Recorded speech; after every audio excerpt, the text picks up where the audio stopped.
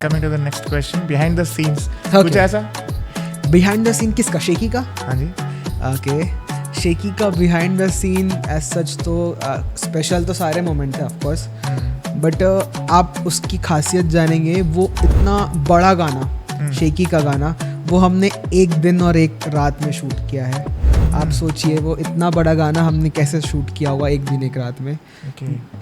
वहाँ पे कैमरास के इतने सेटअप थे कि हमें डिपार्टमेंट वाइज डिवाइड कर दिया गया था कि ये डिपार्टमेंट ये करेंगे. तो संजू भाई का जब शूट चलता था तब ईशा का शूट चलता था, ईशा का जब शूट चलता था तब मैं इधर डांस पार्ट लेते रहता था. लाइक बहुत सारी टीम डिवाइडेशन थी. ऑलमोस्ट मेरे ख्याल से सेट पर 100 प्लस का क्राउड होगा जो कि ये काम कर रहा था.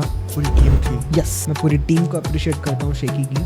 तो जो भी एज ए 100 प्लस लोगों का जो भी था कंट्रीब्यूशन सब आज boom हो गया. एक